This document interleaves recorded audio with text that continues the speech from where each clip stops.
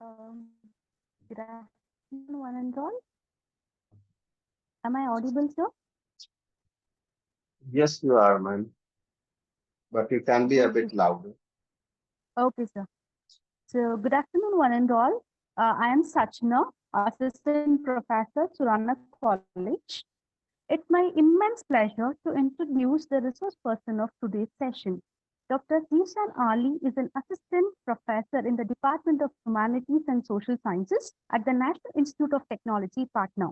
Ma'am has earned a doctorate from Patna University, specializing in the works of modern British dramatist Harold Pinter.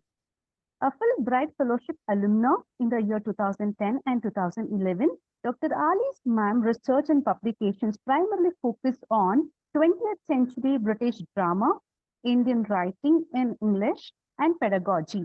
Her outstanding academic achievements were recognized by the US Department of State with the Award for Superior Academic Achievement in the year 2010.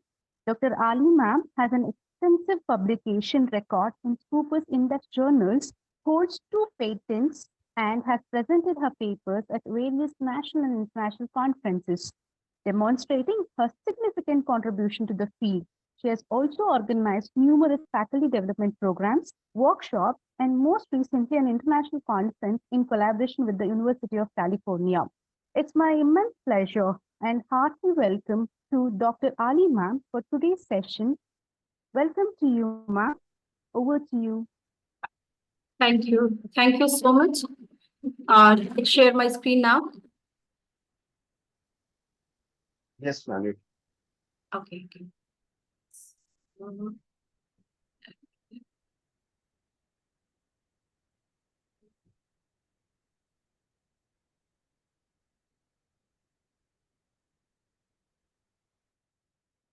Yes. I think it is visible, right?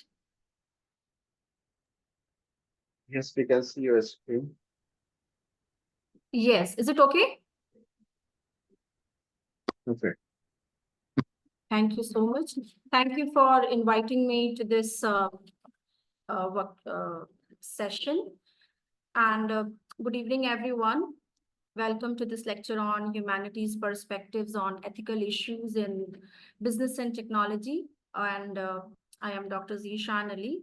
So today we'll explore how integrating humanities perspectives such as philosophy, literature, and history can provide a comprehensive framework for addressing the ethical challenges that arise in business and technology.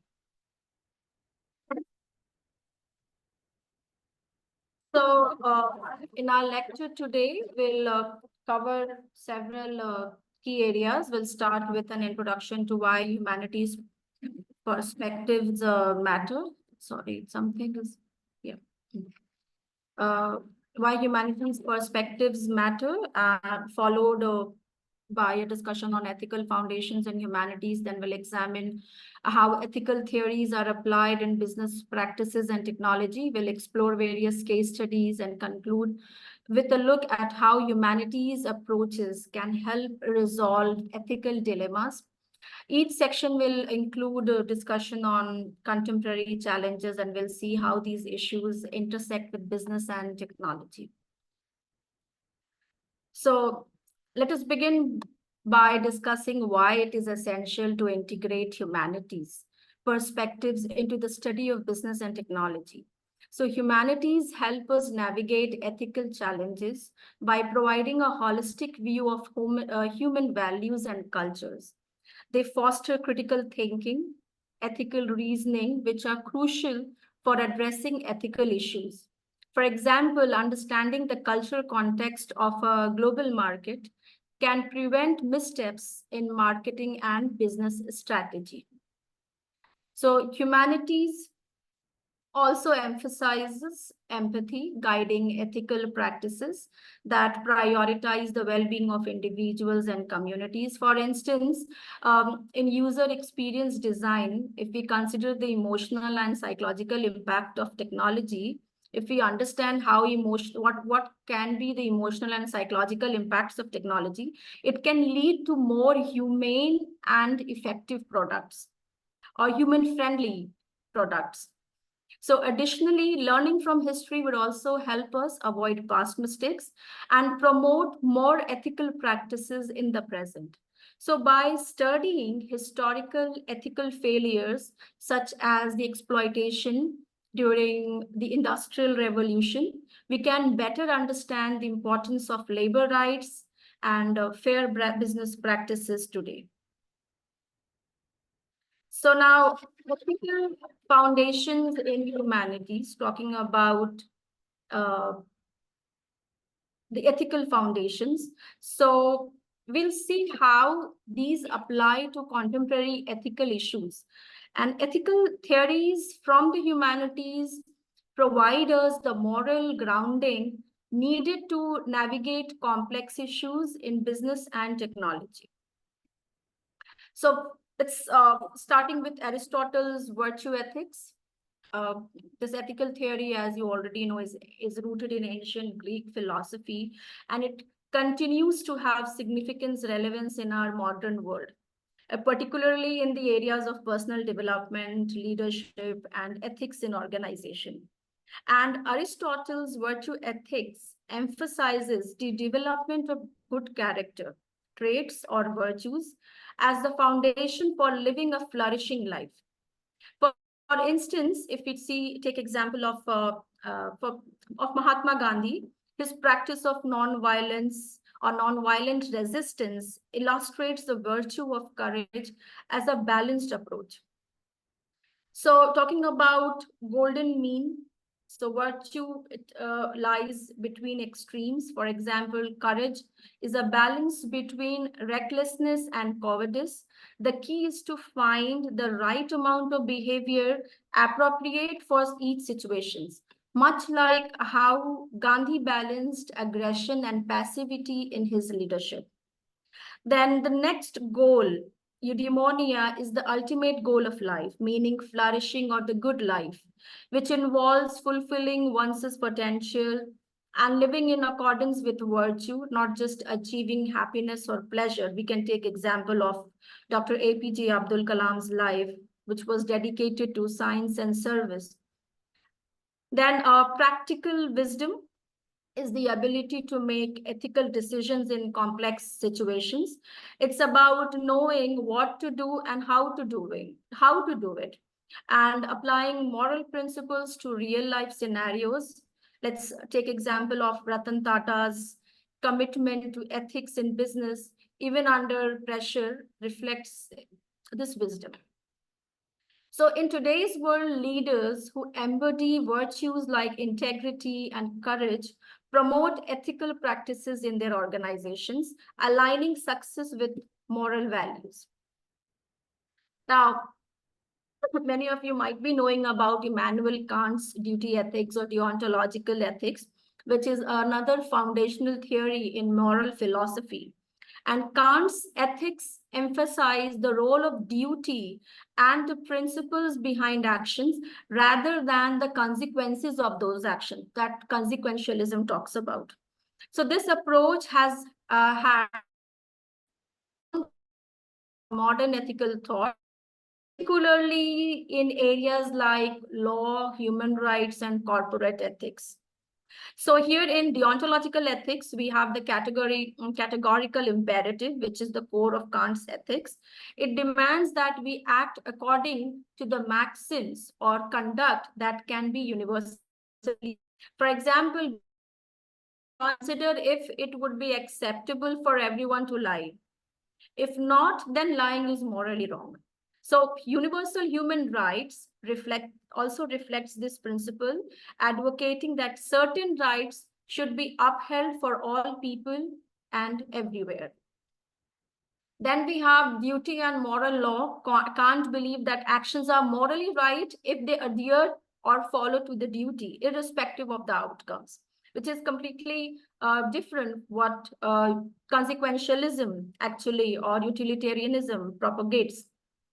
So duty is determined by moral law, which we discern through reason. For example, a judge upholding law impartially, even when it leads to unpopular decision. So this exemplifies duty-based ethics. Then autonomy and respect for person. Kant emphasized treating individuals and as ends in themselves. That means respecting their autonomy and inherent worth. This principle underscores the importance of allowing people to make their own informed decisions. And in today's world, we can see Kant ethics evident in corporate social responsibility, where companies prioritize ethical practices over mere profitability. So, for example, companies, they ensure fair wages or safe working conditions that act in line with Kant's principle of respecting individuals and fulfilling moral duties. So this is something that we also need to remember, that duty doesn't mean going away or turning aloof to the society or societal sustainability. So ethical concepts, so in the humanities, so these are also crucial for understanding moral philosophy, human rights, and cultural diversity. And moral philosophy and ethics includes various approaches to understanding what is right and wrong. Three major ethical frameworks are virtue ethics, which focuses on the development of good character traits, as seen in Aristotle's philosophy. Deontology, which emphasizes duty and rules as articulated by Kant. And then consequentialism, which considers the outcomes of actions, with utilitarianism being a prime example, where actions are judged by their ability to maximize happiness. Then talking about human dignity and rights, this emphasizes the intrinsic value and rights of all individuals, forming the basis of human rights globally. Then cultural relativism and moral pluralism also recognizes moral diversity across cultures, suggests that ethical practices can vary depending on cultural context. Autonomy and responsibility is about individual choice, while responsibility is about accountability. Social justice and equity are central ethical concerns that involve ensuring fairness and justice in society. They are supported by approaches like virtue ethics, deontology, and consequentialism, each offering different perspectives on how to achieve a just society. Then ethical reflections in literature and arts also provide powerful mediums for emphasizing intrinsic value and rights of people. So these creative expressions, they help us explore and question moral issues, fostering empathy and understanding. For example, novels, I would take example of Harper Lee's To Kill a Mockingbird. So this novel challenges readers to reflect on issues of racism, justice, and human dignity. So critical thinking and moral reasoning are also essential tools in evaluating ethical dilemmas. They encourage a thorough analysis of complex moral situations, helping individuals make informed and just decisions. So these ethical concepts in the humanities, they guide us in promoting justice, understanding human rights, and applying critical thinking to ethical dilemmas, contributing to a more thoughtful and equitable world. So ethical theories and business practices. So now let's see how the ethical theories are applied in business context. So each theory offers a different perspective on how to make a decision that are not only profitable, but also ethically sound. So utilitarianism in business focuses on achieving the greatest good for the greatest number. And it simplifies decision-making, weighing overall benefits and harms. Like, for example, during the COVID-19 pandemic, many companies had to make tough decisions about layoffs or cutting costs to keep the business afloat. And a utilitarian approach would focus on overall harm. Sacrifices were necessary. So now let's see how utilitarian approaches can benefit business strategies by enhancing decision-making and promoting ethical practices. So first is clear decision-making. So here, utilitarianism offers a straightforward method for decision-making by evaluating the overall benefits and harms. It helps businesses make rational, outcome-focused decisions. That greater good focus also encourages business to align their goals with societal welfare and also promoting corporate social responsibility. Like, for example, investing in sustainable energy reflects a commitment to greater good. It may, even if it involves higher costs initially. Then cost benefit analysis, we see utilitarian approaches here also where utilitarian approaches support efficient resource allocation by emphasizing actions that maximize utility, balancing costs with overall benefits. So we see that applying utilitarian principles in business helps ensure decisions are ethically sound, socially responsible, and focused on the greatest good for the greatest number of people. Now, while utilitarianism offers clear benefits, it also has significant drawbacks. Like, for example, potential neglect of minority rights. So with utilitarian decision to maximize overall happiness, but it might sometime overlook or sacrifice the well-being of minority groups or small groups, leading to ethical dilemmas. Then quantifying happiness is also challenging because it often leads to subjective assessments and difficulties in predicting long-term outcomes. So estimating the happiness generated by a business decision can be complex and unreliable. Then focusing solely on outcomes can also lead to unethical actions or justifying of unethical actions. If they appear to serve a greater good, such as causing, let's say, environmental harm for economic gain. So a company might justify pollution if it increases profits, disregarding long-term environmental impacts. So these drawbacks, they highlight the need for careful consideration when applying utilitarian principles, ensuring that ethical concerns and minority rights are not overlooked in pursuit of the greatest good. So deontology and how deontological ethics influences corporate social responsibility, focusing on the role of duty and principles. So deontology emphasizes adhering to ethical rules and duties regardless of the outcomes. So in business, this means make decisions based on the principles or duties assigned rather than consequences. Like, for example, a very notable example is Apple's 2016 decision to refuse the FBI's request to lock a terrorist's iPhone. So Apple prioritized user privacy over potential security benefits, reflecting a deontological commitment to ethical duty, even in the face of significant pressure. So deontological approaches in CSR or in business highlight the importance of sticking to ethical principles and ensuring that the decisions that are being made are guided by a strong moral compass rather than just outcomes.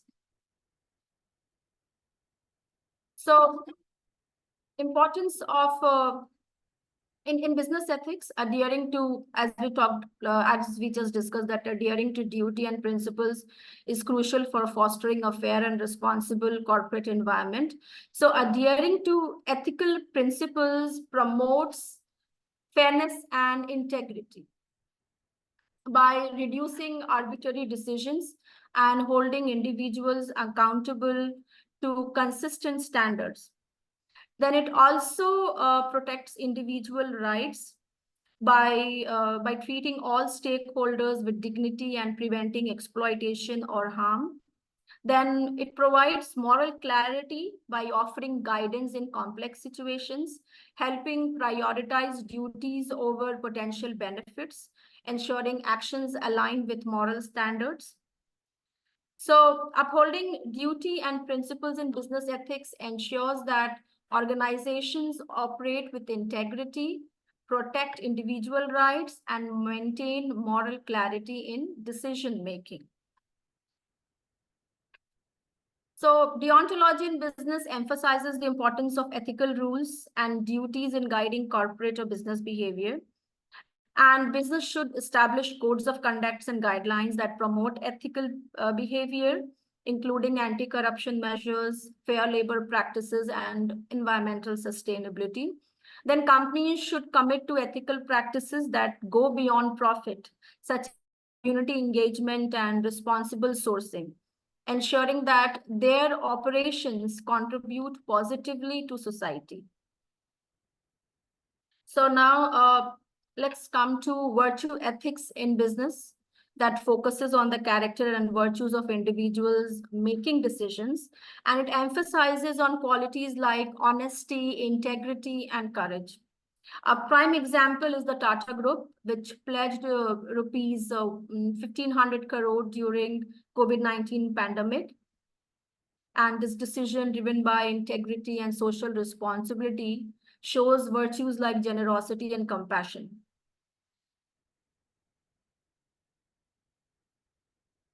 So ethical leadership hinges on the character and virtues of leaders, which are essential for fostering a positive and trustworthy organizational culture.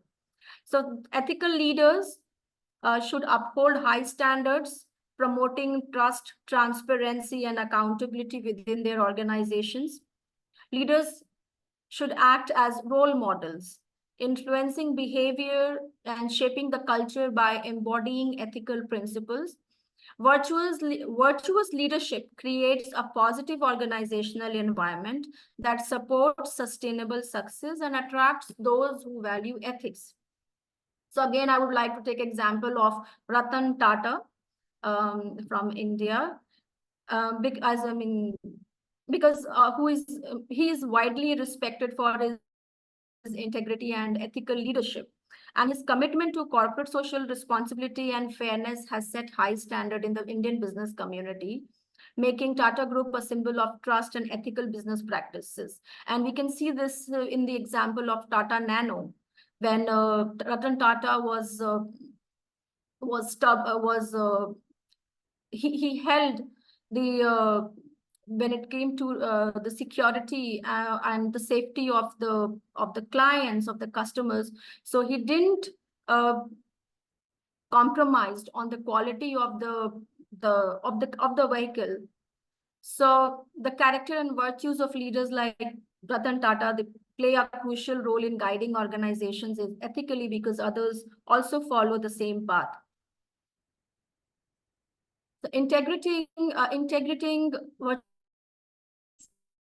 and to effectively do this, organizations need to focus on building ethical leadership and fostering a culture of integrity. And they can do this by implementing programs that develop ethical leadership skills and encourage reflection on core values and the impact of stakeholders. By promoting a ethical behavior, by recognizing and rewarding employees who demonstrate integrity, empathy, and other key virtues. So by integrating virtue ethics through leadership programs and a supportive culture, businesses can ensure that ethical behavior is not just encouraged, but ingrained in their daily operations. So now coming to ethical issues and technologies, starting with privacy and data security. So the rapid advancement of technology has brought many benefits, but it has also raised significant ethical concerns. So the importance of privacy and data security has been increasingly highlighted in recent years, and especially following the few major scandals like the 2018 Facebook Cambridge Analytica scandal that exposed serious privacy concerns, where personal data from millions of Facebook users was harvested without consent and was used for political advertising. So in response to the growing concerns about data privacy, the European Union introduced a General Data Protection Regulation, GDPR. And similarly, in India, the Personal Data Protection Bill has been proposed to safeguard personal data and ensure that companies handle data responsibly. So ethical considerations like informed consent, transparency, and accountability are vital in data privacy. So users should be aware. The organization or business should ensure that users are aware of and consent to data collection. Then transparent data practices like Apple reports builds trust. So Indian companies should also adopt similar practices, and companies should be held accountable for any kind of data breaches. Now, humanities offer unique insight into privacy and data security as well, examining these issues from various disciplinary perspectives. Like, for example, sociology explores how data practices impact social inequality and trust, emphasizing power dynamics in surveillance. Cultural studies examines how cultural values shape privacy norms and the effects of global data practices on local cultures. History analyzes the evolution of privacy alongside technological and societal changes. And in literature, through works like Orwell's 1984, explores the human experience of privacy and dangers of surveillance. So these perspectives from humanities deepen our understanding of privacy and data security, also highlights the complex interplay between technology, society, and culture. So the issue of algorithmic bias in AI has also gained significant attention, particularly when AI systems reflect and perpetuate existing human biases. So in 2016, Microsoft's AI chatbot Tay quickly became notorious for posting racist and offensive tweets. And this racist and offensive tweets by Tay's behavior highlighted how AI can mirror the biases of the user it interacts with, which raised concerns about algorithmic bias. So another example is AI bias in predictive policing, where algorithms have been criticized for perpetuating racial biases. So the ongoing challenge is to create AI systems that are unbiased and equitable.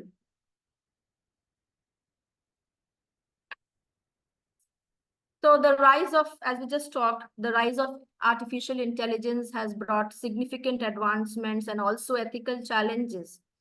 So to begin with, bias in AI can reinforce existing inequalities. This is especially concerning for marginalized groups who may experience unfair outcomes as a result of biased algorithms. Transition to justice and fairness. Building on this, there is a real risk of discrimination. Biased algorithms in areas like hiring and law enforcement can perpetuate existing prejudices, which can lead to discriminatory practices, and it can disadvantage certain groups of people. Then the issue of justice and fairness also comes into play. So ethical concerns arise around the fairness and transparency of AI-driven decisions, challenging the integrity of these systems. So addressing these ethical implications is crucial to ensure that AI technologies are developed and implemented in ways that promote equity, fairness, and justice for all users. Now, the intersection of artificial intelligence and algorithmic bias has also drawn significant attention from various other domains within these. And each of these domains, they offer unique insights into the ethical and social implications of AI. So from a sociological perspective, there's a concern about how AI can reinforce social inequalities. So sociology examines these dynamics and emphasizes the need for inclusive decision-making in AI development to avoid any kind of existing biases. Then from sociology to culture studies, the focus shifts to the importance of diversity. So culture studies stress the need to prevent cultural misrepresentation by ensuring that AI systems reflect a broad range of cultural experiences and values. Legal studies, they also bring a critical perspective on the need for regulation. And literature offers a speculative exploration of these issues through the works of Isaac Asimov's I, Robot, or Kazuo Ishiguro's Clara and the Sun. Literature delves into the moral implications and societal impact of AI, and which also provides a narrative lens to understand the complexities of human AI interaction. So balancing security and privacy is also a key ethical dilemma in cybersecurity. Ethical hackers, they play a crucial role in identifying vulnerabilities before they can be exploited by malicious people. So programs like Google's vulnerability reward program to is to find and report security flaws, help to improve cybersecurity without compromising user trust. Then the ethical consideration in cybersecurity practices is also is very important, where responsible disclosure is vital in cybersecurity. Ethical hackers report vulnerabilities privately to prevent exploitation, and this practice helps companies address security issues before they become public, reducing the risk of harm. And ethical guidelines are also essential in cybersecurity. Cybersecurity professionals must follow ethical standards to maintain trust and integrity.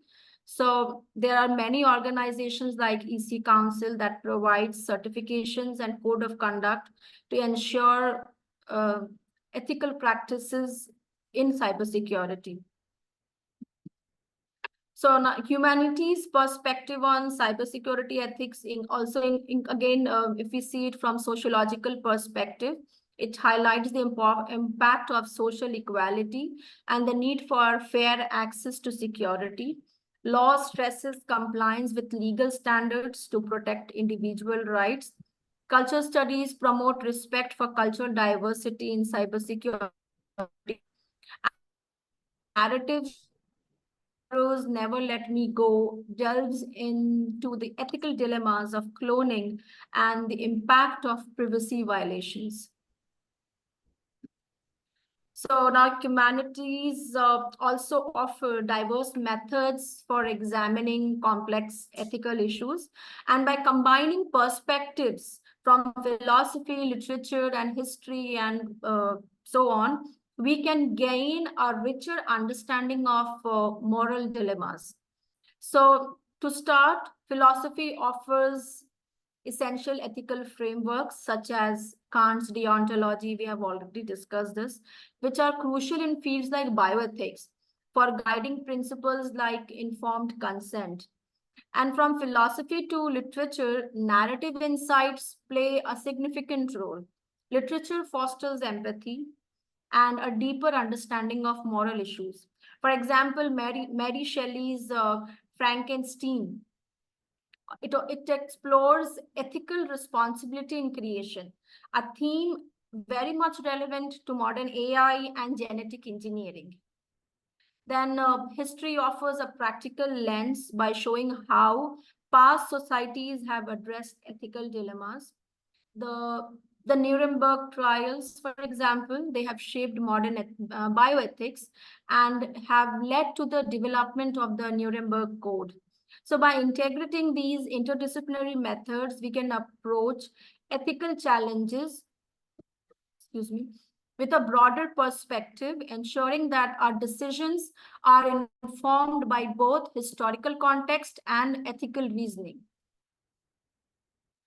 So humanities education nurtures critical thinking, which is essential for analyzing and resolving ethical dilemmas. Critical thinking involves questioning assumptions and evaluating evidence and considering multiple viewpoints. And these all are crucial for resolving ethical issues in business and technology. Now, the Theranos case is a prime example where a lack of ethical scrutiny and critical thinking led to widespread deception in the healthcare industry. And the lack of critical oversight allowed the company to deceive investors, regulators, and the public, which eventually led to its downfall. So this case highlights the importance of critical thinking in ethical decision making. So now human-centered designs prioritizes empathy and user experience, ensuring that products and services are both functional and ethically sound. And empathy-driven designs focuses on understanding and addressing the needs and experiences of users, ensuring that the technology serves humanity's best interests. So Apple's focus on user privacy and ethical design is an example of this approach. So the company emphasizes the importance of protecting user data while providing innovative products. And this commitment to ethical design reflects a broader trend in the tech industry that prioritizes user well-being. And empathy is also crucial in addressing ethical dilemmas by putting ourselves in the shoes of those affected by our decisions. We can make more compassionate and just choices. And this approach is not only ethical, but it can also lead to better outcomes in business and technology. So to conclude, integrating humanities perspective is essential for addressing ethical issues in business and technology, and an interdisciplinary approach that combines different domains of humanities like philosophy, literature, history, and so on, provide a robust framework for ethical decision making. Moral guidance from the humanities equips us with the tools to understand and resolve complex ethical dilemmas where both the solution they appear to be right. Ensuring that technology and business practices are aligned with ethical principles. So whether it's through the application of ethical theories, the reflection on literary narratives, or the lessons from the history, the humanities offer invaluable insights into the ethical challenges we face today. So as we move forward, it's crucial that we continue to engage with these perspectives and apply them to the ever-evolving challenges in our field. So by doing so, we can ensure that our actions not only drive progress, but also uphold highest standards. So that's all. Thank you for your attention. If you have any questions or would like to discuss any of these topics further, please feel free to reach out to me at the email or ID provided here. So that's all for today. Thank you so much.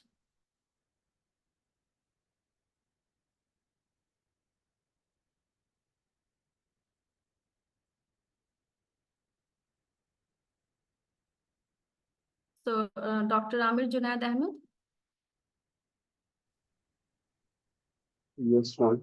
Some problem. So Yes. any questions, participants? If you have any question, you can ask just now, or you can also connect with Dr. Zeeshan Ali on this email ID later also.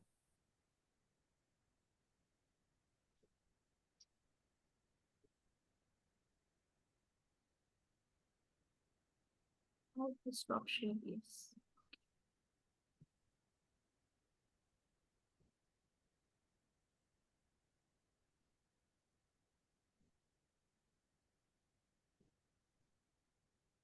Any questions, please?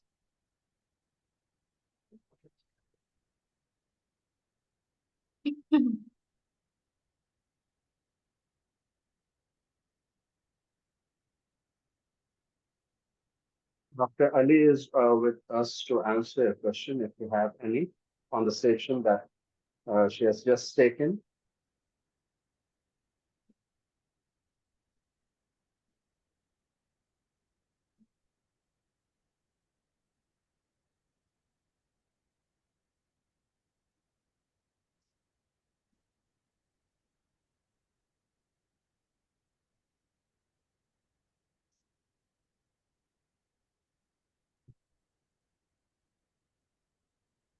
So we shall move on now. Thank you, Dr. Ali, for a Thank you so much. thought-provoking session. Your exploration of ethical issues through the lens of humanities has provided us with valuable insights and has deepened our understanding of the complexities involved in the intersection of technology, business, and ethics. Thank you very much for joining us, ma'am. Thank you. Thank you. We now proceed to our second session of the day. It's my pleasure to introduce Ms. Sarala Hemanth Kumar. She is Assistant Professor in the Department of Management at Padmashree Institute of Management and Sciences, Karnataka.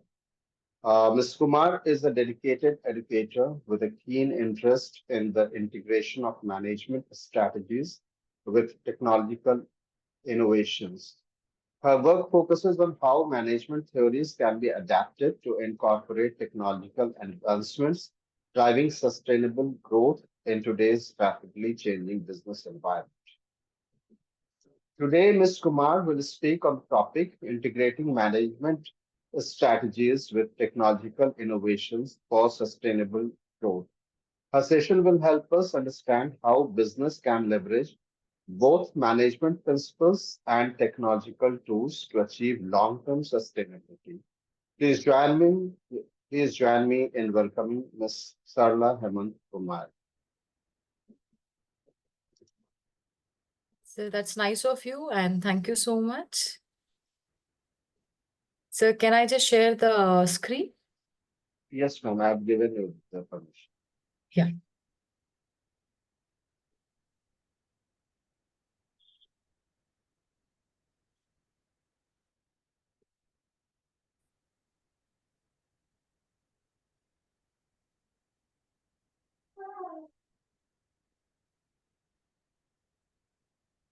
Sir, is my screen visible? Yes, perfect. Yeah. So very good afternoon to one and all present here. And first of all, I would like to thank Karunya University for organizing this faculty development program in association with CMAIO Association. And it was very nice. Actually, I'm from a management background. It was very nice to hear people about sustainability from different interdisciplinary aspect. That's really amazing. So as sir introduced, I am Professor Sarala from Bangalore. And in today's session, you will be getting an insight about how integrating management strategies with technological innovation for sustainable growth. And by the time we wind up this session, you will have a clear view about how management theories can incorporate technological innovation so that you will have a sustainable growth. So this is all about that I'm going to give you an insight in today's session. So just to start off with, yeah. So before, as you know, it is an interdisciplinary, people are here, participants are here.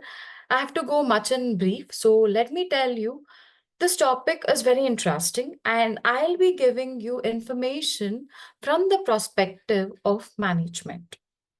So here, integrating management is something very important. Very important, and it says that how management strategies plays very important role with that of in technology, which helps in a long-term goal. So that's all about the today's session that we are going to concentrate on. So what happens, first of all, when you tend to speak about management strategies, what happens when we integrate management strategies? So when we try integrating management strategies with the latest technology, the best part here, what happens is we would be in a condition where we'll have a enhanced productivity. And when we'll have enhanced productivity, we would be in a condition where we can try bringing up the changes based upon the market condition. So it's very, very important that you being into a competitive environment, you are supposed to align with three major aspects, that is management strategies, management theories, technologies. When all these things are combined together, you basically get into a sustainable growth. That is the beautiful aspect about this topic. Second thing is, this is not only a synergy which focuses on only an efficiency. No, it's not like that. Here, what happens is it fosters more into innovations. So as it is into innovations, it allows business to remain more competitive, and at the same time, they're competitive enough to face the challenges. So that's what is the beauty of this particular topic. And third thing, what happens here is whenever you tend to speak about the concept of integrity, what happens is this integrity based upon an organization, it may be of long term or it may be of short term. So what happens is when it is of long term, it enables smarter resource management. So when it is a smarter resource management, it gives rise to reduced cost. And at the same time, you will have a better opportunity to grow. And next thing I can tell here is when you have a combination of good management, good technology, and sustainability, in today's dynamic environment, it's very, very, very important to have such an working environment. So this is all about an introduction. So as people are from different dimensions, from different, disciplinary, I thought it is an introduction. So where we can combine together and we can focus on sustainability of growth. Next thing is, before understanding the concept of management strategies, incorporating technologies, sustainable growth, it's very, very important to know the concept of management theories. So when you tend to speak about management theories, the first theory I would like to speak about is resource-based management theories. So when you tend to speak about your resource-based management theories, here the theory suggests the firm certain things. What it basically suggests is, it says that what kind of resources you can use. Second thing is, it focuses on the cruciality of achieving competitive advantage. So it gives an idea about what resources can be used, and if this resource is used, what kind of competitive advantage you can give. So that is what this resource-based is all about. And when you tend to speak about incorporating technology, here it focuses on strategic resources. It says that how a company can leverage in creating a very unique capabilities such as superior data analytics, innovative product development process. And when you talk about driving sustainable growth, Driving sustainable growth entirely focuses on continuously investing and upgrading technology resources. And here it gives rise to a competitive edges. So this is all about resource-based view. So resource-based view says that it gives a crucial suggestion to a firm saying that which kind of resource can have a competitive advantage. So this is all about your resource-based view. Second theory that I would like to speak about is Porter five force theory. Porter's five force theory is very common and it is known by everyone. So here basically what happens is this framework analyzes on competitive forces. So it says that how an industry can shape itself from the new entrants. Like who all are the new entrants? What are the kind of characteristics that they possess? And what all are the kind of threat they are trying to bring it to us? Here, it focuses on the bargaining power of supplier. That is, what is the power of a supplier? What is the power of a buyer? And at the same time, it focuses on the threats of substitutes. And at the same time, it focuses on industry rivalry. So Porter's five force, what is there? It focuses on five major aspects. That is threat from new entrants, bargaining power of a supplier, bargaining power of a buyer, threat of substitute, and industry rivalry. This is all about the Porter's five force theory. And you may wonder what kind of, incorporation it can do it in terms of technology. In terms of technology, what it can do is it can basically focus on certain things. What it can focus on, it can majorly focus on what are the entry barriers. And this entry barriers can be focused on the digital platform. That is one thing.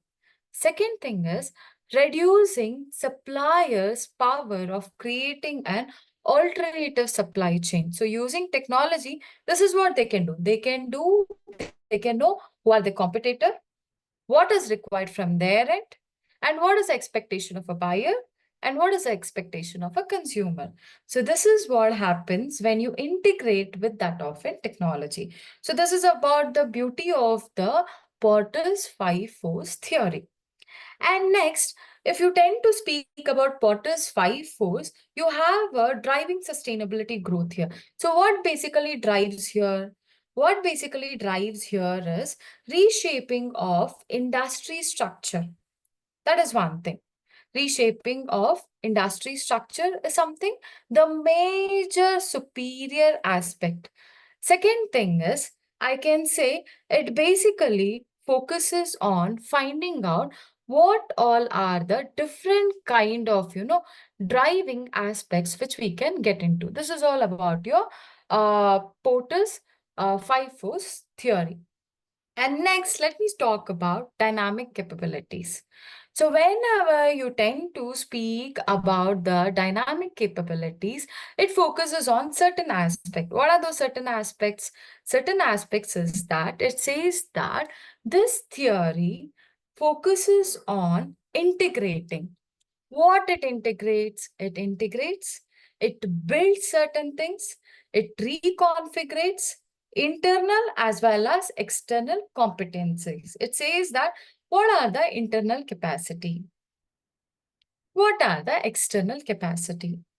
What are the competitive aspects? And what are those things which are rapidly required to be changed based upon the changing environment? And that is what they're going to focus here. This is all about your dynamic capabilities. And when you tend to speak about integrating the technology here, see what happens is when you know what are your internal factors, what are your external factors, here you are into a situation where you can make decisions. you are into a situation where you can try bringing out the market changes. And here, at the same time, you can be in a condition where you can start bringing into a continuous progression. So that's all about your dynamic capabilities.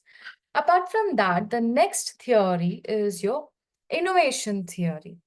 So whenever you tend to speak about innovation, wherever you talk about innovation, today, if an organization is not having innovation, trust me, the survival of the organization becomes very difficult. Very, very difficult.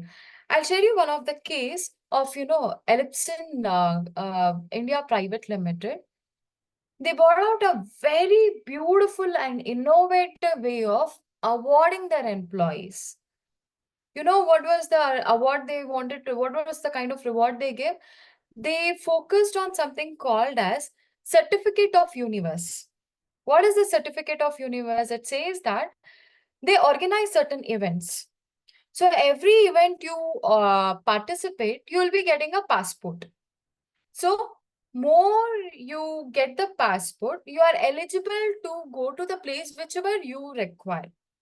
So what happens is every time you start participating in an organizational event, what happens is you can post that into a social media. So when you post, you get rewards. When you get reward, when it is on a long run, when your rewards are more, it becomes you can wherever you wish to travel, you can travel. And because of these kind of implementation, 40% of employee in that company have been appreciated, have been rewarded. This is a kind of, innovation theory basically focuses on. This is just an example which I wanted to quote to you. So it basically says that it may be HR, it may be marketing, it may be sales, it may be finance, it may be anything. There is no smarter way of working. Sustainability of that particular organization becomes absolutely difficult. So this is about innovation theory. And now you may wonder how innovation theory can be incorporated into technology. Definitely it can be incorporated into technology. How it can be incorporated into technology? That is what happens is you try bringing out innovations, you can create a new market, new opportunities, and you will be the monopoly of whatever you have created. So that's all. Sorry, any queries? Okay, sorry, fine. So that's all about your innovation. Any queries?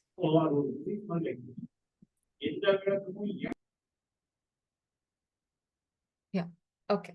This is all about innovation theory. And let's speak about the very beautiful and interesting theory which speaks about blue ocean strategy. Isn't it sounds very interesting? You know what is blue ocean strategy? Blue ocean strategy says that here you have two kind of markets. So what happens is anyone who is into a new market, they give a space, it is called as a blue ocean. And whenever you talk about competition, the competitions are irrelevant. What happens is competing in existing market, it becomes a red ocean. So that's all about your blue ocean strategy. And very interesting is the next theory is balanced scorecard. Balanced scorecard is very familiar. Most of the people are aware about balanced scorecard. So balanced scorecard is all about bringing a balance about four major aspects. That is financial aspect, customer aspect, internal business processes, and learning and growth. So whenever the organization is able to have a balance between these four aspects, they are in a condition to set a framework to wherever they want it to be. So this is a very few theory which I wanted to brief on. Okay. So this is all about the resource-based theory. So as you could see, if you really wanted to get into have a good competitive environment, you're supposed to highlight and find out what is the best resources that you can have. It may be an excellent leader, it may be a brand profile, it may be a partnership, it may be anything. This I already spoke, so I will not get into much into this theory. And next, again with your blue ocean theory. Blue ocean theory, as you could see here, it speaks about two major markets. One is blue ocean theory and one is red ocean theory. So as you could see in the screen, blue ocean theory speaks about the new market spaces. Red ocean theory speaks about the existing market conditions. So these are about your theories. So why I gave you so much of theories is unless you understand the concept of management theory, or at least if you don't have bit of insight of management theory, integrating management theory with that of sustainability becomes very difficult. Okay. And I'll share you a very interesting theory that is actually known as transformational leadership. We all would have heard about, there are different kinds of leadership. We have seen participative, we have seen autocratic, we have seen laissez-faire. There are a lot of type of leadership. But if you really wanted to be a good leader, this was a very recent article which was given by James Dimon. James Dimon is a CEO of JP Morgan. He says that if you really wanted to be a good leader and wanted to get something out of your customers, out of your employees, it's very, very, very important that you should have a mindset of curiosity. Curiosity is not the gossip. Curiosity is all about walk out of your boundary. Don't sit in that fort cabin. Walk out of the boundary and look at, be curious about what is the client's requirement? What are your customers' requirement? Ask millions of questions. That is a point of time where you become a good leader. So this is about the days are gone, where a leader is one who has a set of followers and whatever the leader says is finalized. No, that is gone. If you really wanted to have a sustainability, it's very, very, very important that you should be a leaders of today's generation. So when you are able to satisfy your generation Z, then you become a good leader. So this was a quote which was given, this was a saying which was given by James Dimon. He's CEO of JP Morgan. So if you wanted to be a good leader, you should have a curiosity. And the same curiosity brought out a very beautiful name of Tata Sumo. I'm sure, pretty sure, you all know the story of Tata Sumo, how that Sumo name came into existence. But still, I'll just brief. One of the employee, managing director, all the people, all the employees were used to sit for the lunch. But this one employee created a curiosity. He never used to sit for the lunch. He was there for other set of time, but not during the lunch. The higher authority had a curiosity to find out where he goes during the lunch. And they were shocked to find out this guy used to go all the way talking to the truck drivers. And his name is Suman Mogalkar. So in order to appreciate him, they took the first name of Sumo, Su, and the second, first two letters of Mo. So what we have today, the Tata Sumo, it is an appreciation, it is a kind of reward which is given by the Tata groups to its employees. So I'm pretty sure I gave you a clarity about management theories. So what happens is, if you really wanted to understand this concept, it's very, very important that understanding management theory plays a very important role, which will help you to further understand the concept about management strategy, how we can integrate management strategy with that of in management theory, and with that of in technology, when all these things are combined together, we get into something called as sustainable growth. So I will not take much theories. These are, I think this is sufficient theory which is required. Apart from that, I'll just name two more. One is called as lean management theory. Lean management theory focuses on creating more values than fewer resources. So what happens is they use very few resources and they focus on creating more values. So that's all about your lean management theory. You have something called as stakeholder theory. Stakeholder theory focuses on, and they say, it is not me. I'm not employer. Employer is not must. What is must is your stakeholders. Who are those stakeholders? Your employees, your customers, your suppliers, and your communities. These are the people who are very much necessary if you really wanted to satisfy. And next comes is agile management. So agile management says that it's all about flexibility. Any organization which has flexibility, which has collaboration, which is able to understand the customer point of view. That is the only way where they will be able to adapt things according to the requisition. So I'll not speak about much more theories. This is all about theory. Now, let me actually get into the case studies.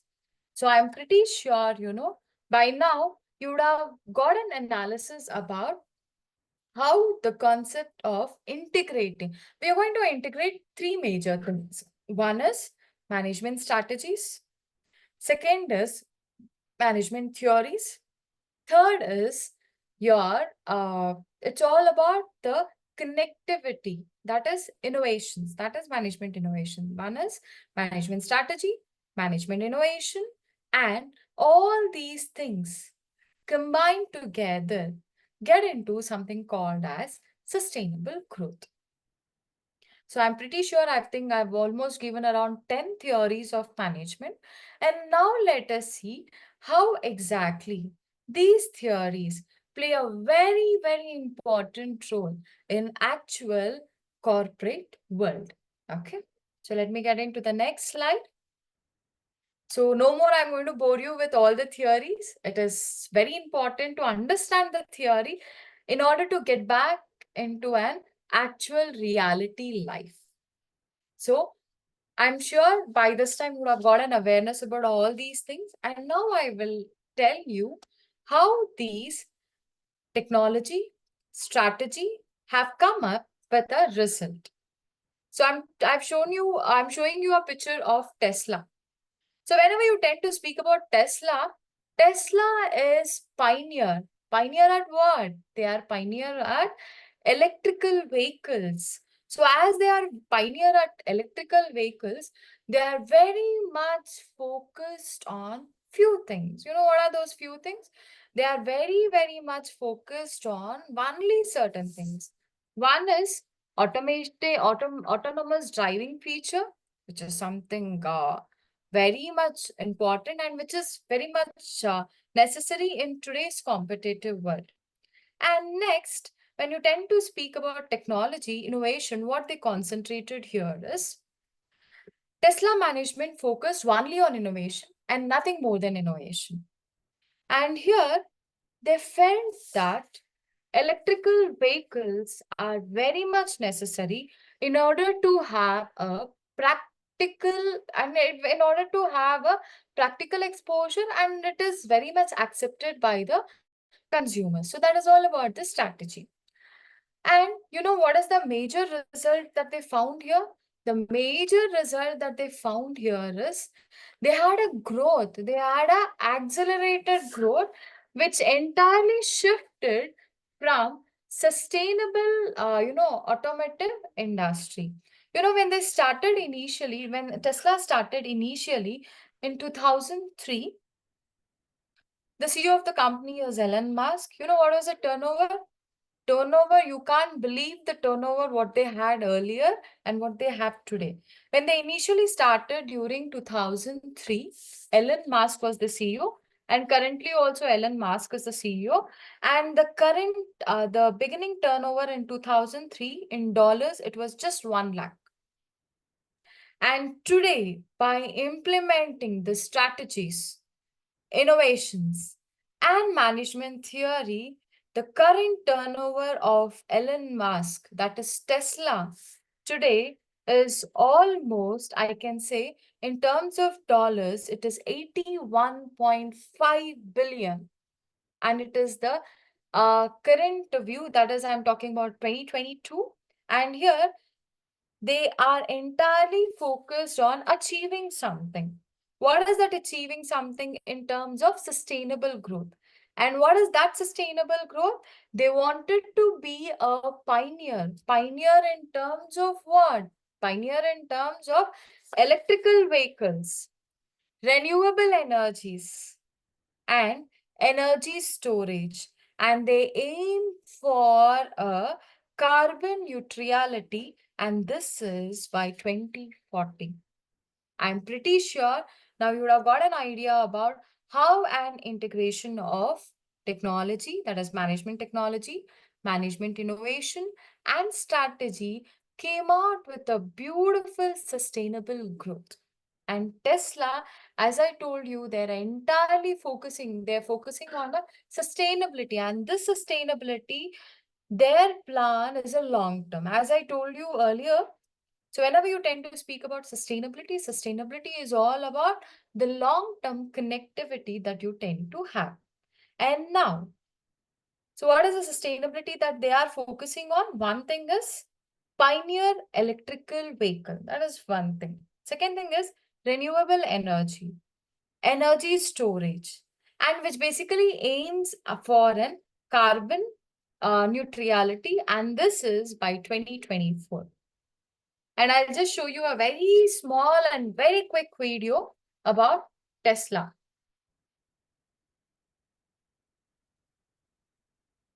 I know so many of you have seen my previous videos with me sleeping during autopilot. It was just a joke. I definitely do not sleep while I'm in autopilot. Although this technology is so great that there are breathtaking views, I just want to show you how amazing it is while on road trips, taking these kind of cars and using a feature like autopilot. Tesla is way ahead of all other automakers. I want you to hit that plus button if you love Tesla.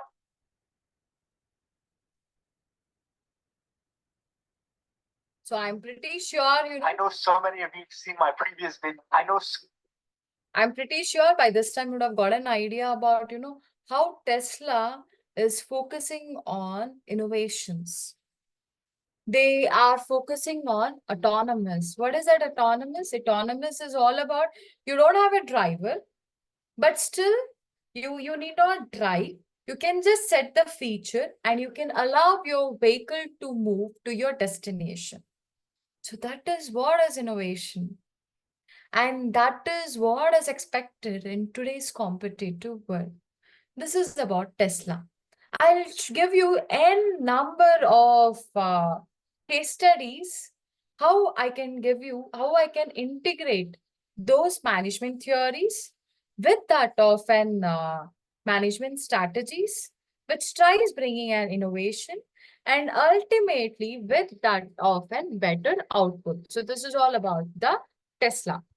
And next is Walmart supply chain optimization. Who doesn't know Walmart? Everyone knows Walmart. Walmart, when they were established in the year 1962. And the CEO of the company started, we all are aware, Sam Walton is the CEO of the company, and I'm talking about the duration of 1962. And the turnover began, at the beginning, the turnover was just $12.7 million. This is, I'm talking about 1962. And the current CEO is Doug McClellan. And the current turnover now is, in dollars, it is 572.75 billion. So this is what the turnover. You know how come is that?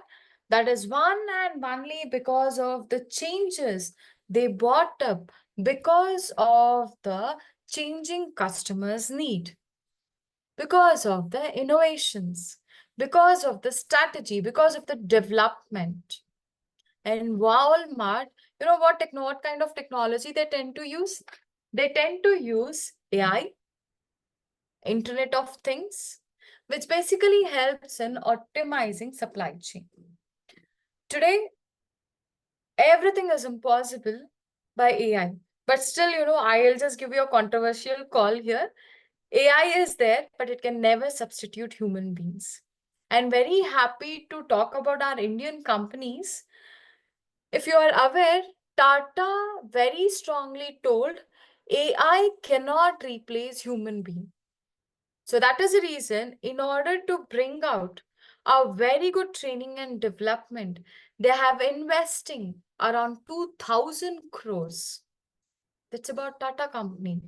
And even whenever you tend to speak about AI, there are so many companies which are coming forward saying that they're ready to invest around 50,000 rupees to upskill their employees. Apart from whatever the training and developments they are giving, they're ready to upskill. So this is how, if we think AI can replace human being, that's absolutely wrong. Human beings are the one who made AI. AI is important, but not at the cost of human beings. So here, I'll tell you how this Walmart has utilized technology. That is, Walmart has used an advanced data analytics, that is AI, Internet of Things, in order to have a good supply chain. And at the same time, it focuses on, as AI is there, they focused it on certain strategy. That is, the leader need not micromanage everything. Things are integrated well with the technology. And today, Walmart has achieved a significant cost saving and improved the market positions. And this is because of their competitive pricing. If they did not have competitive pricing, it would have become very, very difficult to them. And let me tell you what is the kind of, sustainable growth that the Walmart is focusing on. They are focusing on implementing a sustainable practices in supply chain, reduced emission of waste, and it basically aims at 100% of renewable energy, and this is by 2035. So this was all about the Walmart. So everywhere, if any of the organization have to sustain, it tries getting connected with three major aspects. That is integration with innovations, integration with strategies, integration again with sustainability. So when you have all these integration, it starts playing a very beautiful role. So this was all about Walmart. Now, Google. Who doesn't know about Google? And nowadays, if you really wanted to have an enhanced, forget about all those things. How many people would have, got stuck with the old PPTs? No one is ready to get into the old way of PPT. Forget about that. What about search engines? Google has advanced. It knows who are their customers. It knows every single thing of a customers have been micromanaged. See, what happens is, when I Google something on innovation, the next day I open the page, I will have lot of contents only on innovation. If someone is interested in movies, the next time you open the video, you will see to that you will have only about movies. This is how innovation has been playing a very prominent role.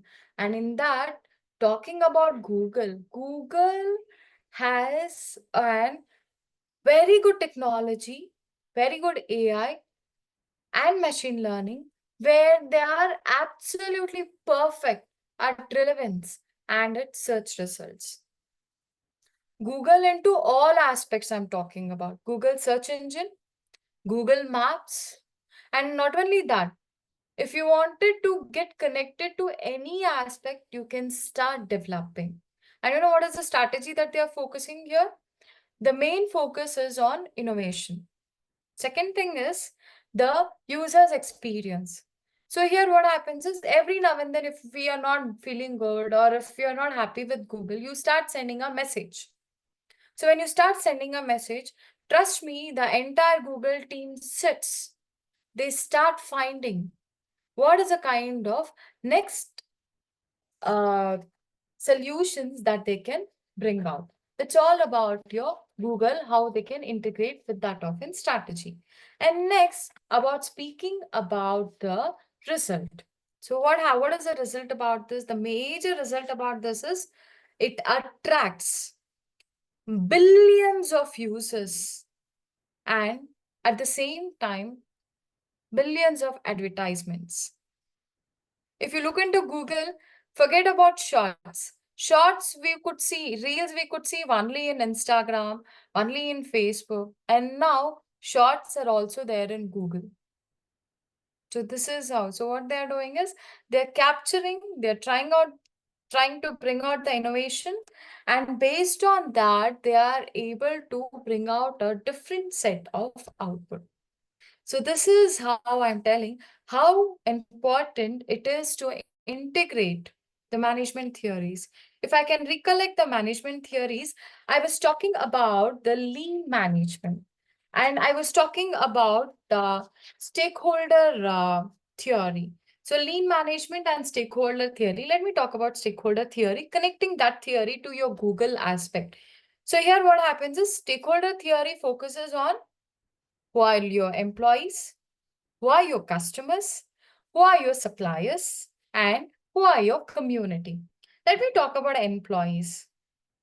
They have used an integrated strategies satisfying employees. Google hats to them. They have bought out many schemes so to satisfy their employees. One of the major scheme I will tell you, if any of the employees has been deceased while working in Google, they get 10 years, the half of the salary, 10 years they get the salary, half of the salary of the dependent. And second thing is, until their children turn 19 years, they will be every month they'll be getting a pocket money of 1,000 rupees. So this is a very small hint, that I have just very small contribution that I've told about Google. They have n number of contributions. This I can link the stakeholder theory here. That is taking care of employees, taking care of customers. They are pioneer at taking care of customers. So this was all about your Google. And next, and to talk about Google, Google was established during 1998. And the CEO, we all are aware, it is Larry Page and Sergey Brin. And the turnover when they began initially, it was around $1 lakh. And the current CEO, we all are aware, it is Sundar Pichai. And the current turnover, you believe it or not, it is $282.84 billion. And you know what is the sustainability that they are focusing on? The sustainability is invested into renewable energy. Again, they have invested into renewable energy. They are focused on developing a sustainable technologies like Google Earth. So this was all about the Google. And next, let me talk about Microsoft. Who doesn't know about Microsoft? Microsoft here, the technology, Microsoft itself is a technology. Azure has been one of the software which basically helps in cloud computing services, leveraging AI, machine learning, and data analytics. Everywhere, technology is must. What kind of strategy they have used here? Here, the strategy that they have used here to significantly capture the market shares. That is what they have been doing here. And when you tend to speak about the result, what is the ultimate result that they are looking here? Ultimate result is all about growth driven, and they are looking for the revenue generation and market leadership. So it's all about software. You have software everywhere you see. It speaks about AI, it speaks about machine learning, it speaks about how beautifully you can bring out changes. So that's all about your Microsoft. It focuses on cloud computing and with Azure. And let me talk about Microsoft. Microsoft was established in 1975, and the CEO of Microsoft, we all are aware, it is Bill Gates. The turnover at the beginning was $16,000 in terms of dollars, and the current CEO is Satya Nadella, and you could see the current turnover is in terms of dollars. It is 242.06 billion, and they are entirely focusing on the sustainable strategy. And what is the sustainable strategy?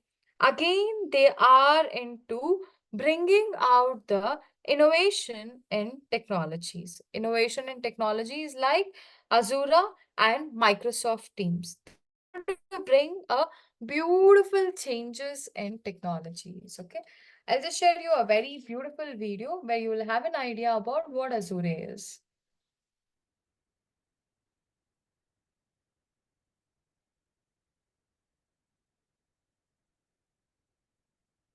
Microsoft Azure is a public cloud computing platform with solutions including infrastructure as a service, platform as a service, and software as a service that can be used for services such as analytics,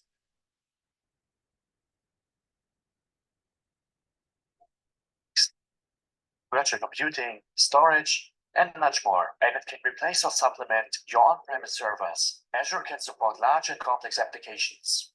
Azure's continuous integration and continuous delivery will shorten your development cycles. Management tools like Azure Portal, PowerShell, and REST APIs are available to meet your needs. Built-in security controls and analytics help you respond to threats and agilely respond to changes in your security needs. This is all about Azure. So you could see that how it tries bringing out an innovation. Microsoft Azure. And next is Apple. I'm talking about a very popular companies itself because we all are aware of that. So now I'll be talking about Apple. Apple, it is again an integration of hardware that within software and services. And again, whenever you tend to speak about technology, here they're focusing on the A series chips and iOS. That is the technology that they are using here. Apple itself is in technology. It is an integration of both, that is hardware as well as software as well as the service. Whenever you tend to speak about strategy. Strategy here, they are entirely focused on users' experience, and they are very, very much focused on premier product quality users. So that's all about your Apple aspect. And to just brief about Apple, Apple company was established in 1976, and the CEO, we all are aware, it is Steve Jobs. And the turnover in the beginning was, in terms of dollars, it is 7.8 million. And this is, I'm talking about 1976. And the current turnover in terms of dollars is 394.3 billion. And here they are focusing on bringing out a sustainable growth. And this sustainable growth is towards powered 100% of facilities with renewable energy, design sustainability products like Mac and iPhone. And the major result of this integration with that of innovations, management theory, and with that of technology, the output is they have very high customer loyalty, profitability, which has led to a sustained growth. So this is all about Apple. And this is a very small video, which I'll be playing. Imagine controlling your music, lights, and even your TV with just a whisper to Siri. Welcome to the interconnected world of Apple. Picture this. You start an email on your iPhone, but finish it on your Mac with a flick of a wrist, thanks to handoff. Or you copy a quote on your iPad and paste it straight into your iMac. That's continuity making life easier. With iCloud, your photos, documents, and even your Safari tabs are updated in real time across all devices. Lost your phone? No sweat. iCloud can help you find it. And let's not forget the entertainment squad. Apple Music, Apple TV Plus, and Apple Arcade. Whether it's grooving to the latest hits, binge watching a new series, or gaming like a pro, it's all integrated all in one place. Control your home with a tap or just your voice with HomeKit. Security, convenience, and a bit of magic all rolled into one. In the end, Apple's ecosystem isn't just about smart devices. It's about creating a cohesive, user-friendly experience that enhances every part of your day. So why settle for less when you can have everything connected? I'm pretty sure I gave you very useful information about how we can integrate technology, management theory, and with that of sustainability and strategies. Imagine. And next, let me talk about, till now what I was talking about was all about software and it is all about hardware. This is also somewhere related, but still it is a different aspect. So whenever you tend to this, I'm going to talk about IBM. So the technology that they use is AI, blockchain, and here they are very, very much connected with a strategy which is AI driven business strategy. And here the major result of IBM is they are looking for a growth in order to retain into a relevance in tech industry. This was all about your IBM.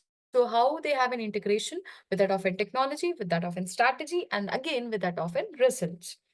And IBM, compared to all these, what I've showed you till now, the establishment of IBM date backs to 1911, and it was started by Thomas J. Watson. And they initially started, their turnover was around into dollars 4.2 million. I'm talking about 1911. And the current CEO is Arvind Krishna, and the current turnover is 77.14 billion. And I'm talking about 2022. And look at the growth from 4.2 million, and now they have grown to 77.14 billion. And what is the sustainability that they are looking for? The sustainability that they are looking for here is developed green technology. They don't want anything. They wanted to have a green technologies which focuses on reduced emission, reduced waste, which focuses on promoting sustainable practices in supply chain. So this was all about your IBM. And now let me give you a very small video where our CEO speaks on the same.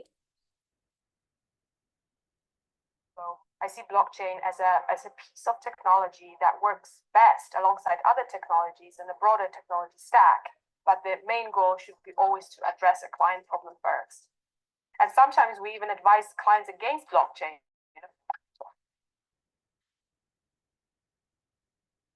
This is about, she speaks about the blockchain, saying that, if it's about technology, today IBM have bought up the innovation, it is only because of the blockchain services.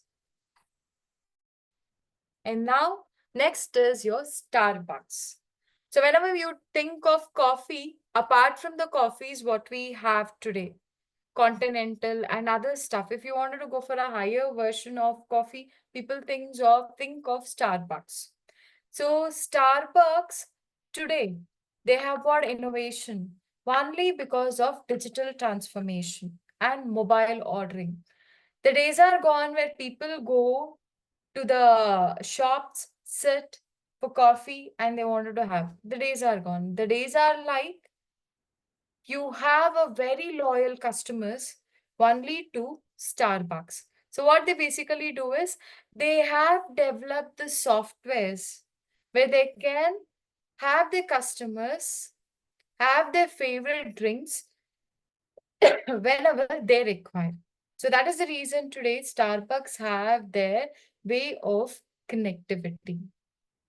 So this is about Starbucks. So you could see that Starbucks, the technology, what they have introduced today is the mobile ordering and the payment system, and everything is data analytics.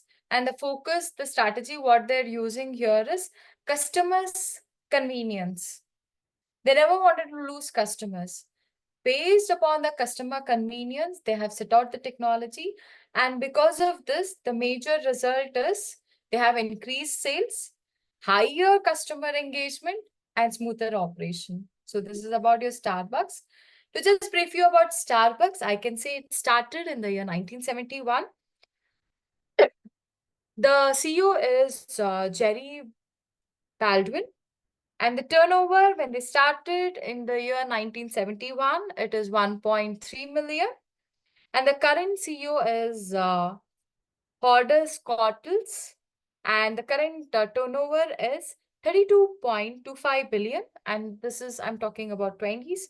And they entirely focused on sustainable growth. What is that sustainable growth is? Sourced sustainable coffee beans, which focuses on reduced wastage, emission, and promoted recycling and energy efficiency stores. So this was all about the Starbucks. And next, I'll just show you a video.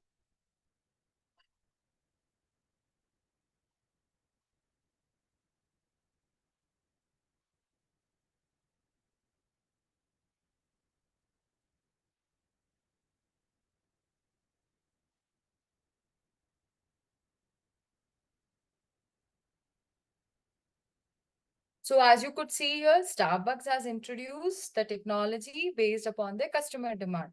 So more you tend to purchase, you get a reward, and based on that, go for a purchase. This is again having that loyal customers, and based upon the innovation, customers requisition, they have bought out the innovation.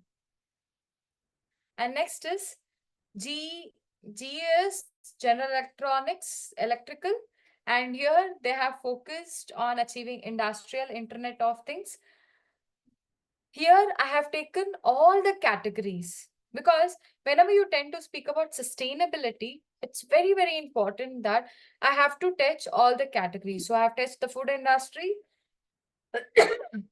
I've touched the service industry, I've touched the IT sectors. So this is also one of the examples which belongs to your IT sector, that is GE, that is General Electrical, which focuses on manufacturing and predictive maintenance. The strategy what they use here is again a digital have a new renewable stream. So that is all about your G. And G, it's date backs to 1892. So year of establishment of G is 1982. And the CEO was Charles Coffin. And the turnover when they began, and I'm talking about 1982, it was $1.1 million. And the current CEO is Larry Club. And the current turnover is, I'm talking in terms of dollars, 74.18 billion. And the achievement here, they wanted to focus on developed clean technology. That is a sustainability that they are looking for. And again, they were looking for sustainable practices in supply chain. So this was all about GE. Next is Netflix. Who don't know about Netflix? See here what happens is Netflix uses AI technology. They have a very big personalized, that is very big data personalized content, which is recommended based upon the optimization. So here what happens is I look into more of uh, curiosities. I get into more of horror movies. I look into a lot of, suspense movies. So whenever I get into Netflix, I will have only those filters. So what they're doing here is they're using the technology, and this is because of AI. And what is the strategy? What they're doing here is, if I open Netflix, my always search is horror movies. My always I search for, any kinds of suspense movies, thriller movies. So whenever I open, I have that filters. So what they do is they retain the customers. And some point of time, even if I switch to some other network, you have lot of entertaining networks. Switch, immediately I get a call saying that no, we will give you a better price. Or if I wanted to switch. So this is how technologies have been integrated with that often management theories, management strategies, which focuses on sustainability. And today, they are becoming the leader of entertainment industry. And talking about Netflix, they established in the year 1997, and the CEO is, at that point of time when they started, it was Reed Hastings, and the turnover when they began was 1.5 million, and the current CEO is Reed Hastings. The current turnover is, in terms of dollars, 32 billion. And their sustainability, what they are focusing again here is to produce sustainable content, reduced wastage, and promoted digital sustainability. This is all about your Netflix. Again, about Siemens. I'll not take much more. I have one more very beautiful company. It is Amazon. After Siemens, I'll talk about Amazon. A very small video clipping. It's very interesting. So you can see how I'll talk about Siemens. Siemens basically looks into a smarter infrastructure and energy solutions. They again here, they use digital twins, that is smart infrastructure, at the same time renewable solutions. The strategy what they tend to use here is urban development and energy efficiency. And the result what they wanted to have here is they wanted to contribute to the global sustainability goal. So that is what is their ultimate goal. And here the year of establishment was 1847, and it was started by Warner von Siemens. And the initial turnover was dollars, only 30,000 in terms of dollars. And the current CEO is Ronald Bush, and the current turnover is 94.27 billion. Again, as stated here, is sustainability. They're looking for sustainable sustainable practice and supply chain. This is all about Siemens. Last is warehouse. I'll not take much of your time. So if you talk about AI, today Amazon is running its business. Especially, they are very popular in supply chain and logistics. It is one and only because they've understood their customers.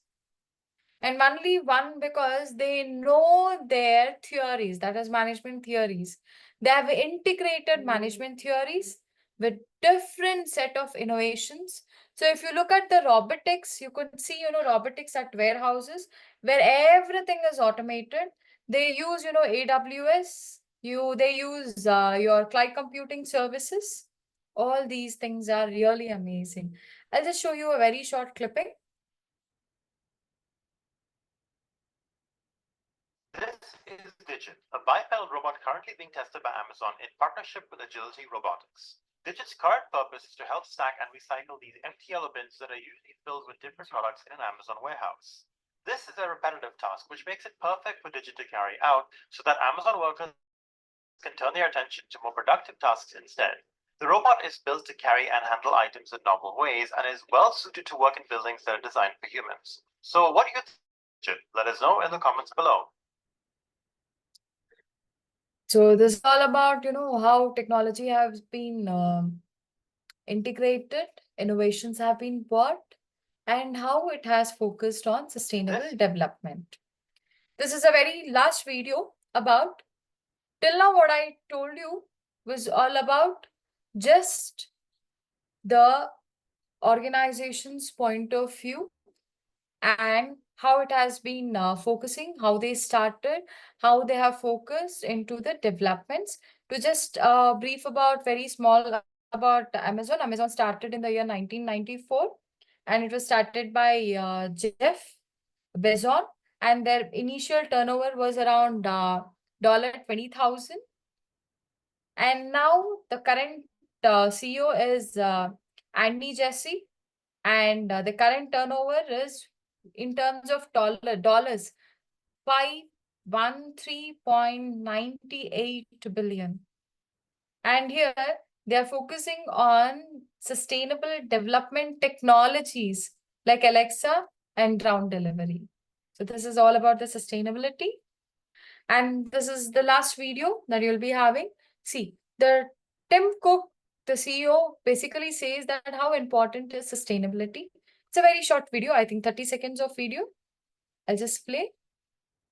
When you think about your job as CEO, what are the 2 or 3 things that you're thinking about every day? This is what I need to focus on within the company. I spend almost all of my time on people, strategy, and execution. And I think that most everything else falls from those.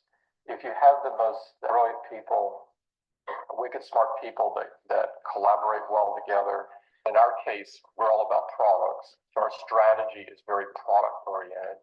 If that strategy is right, and if you're executing like crazy, there's some things that still arise. But if you get those 3 right, then the world is a great place. So as you could see here, Tim Cook, CEO of Apple, he says that if you really wanted to have in sustainability, it's very important that you are supposed to focus on 3 major aspects. That is people, strategy, and execution. And you focus on 3 aspects. It is again a combination of integrating your management theories with that of in technology, strategy, which again focuses towards the sustainable development. So this is all about the conclusion.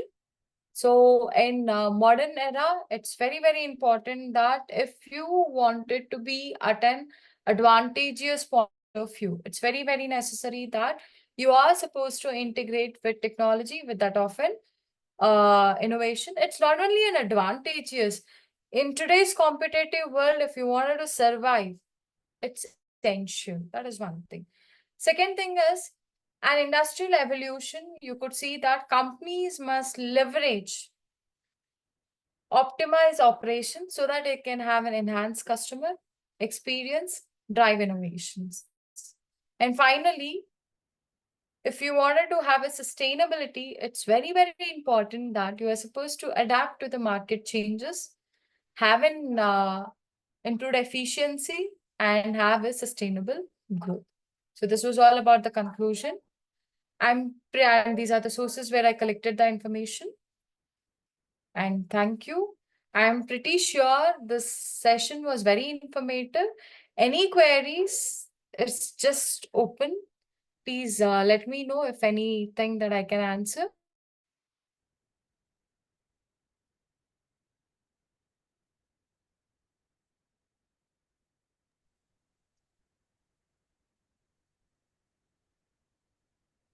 Anything that I can answer?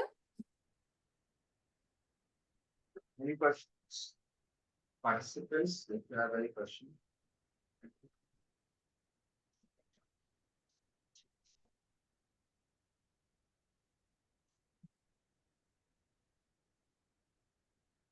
You can ask if you have any question.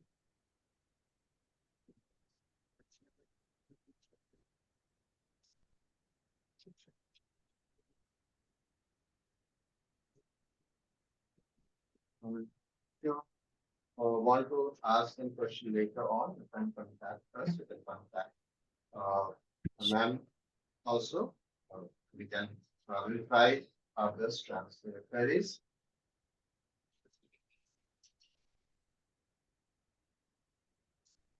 Actually, Uh, if you, I had some question, if I'm not wrong, that can get certificate or something. And oh, no, sir. That's all. Can the company that provides certificate? Actually, if you actually get into LinkedIn, there are so many companies. You have tied up with Google. You have micro certified companies.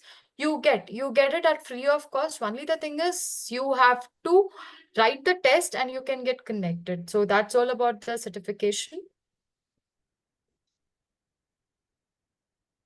Anything else?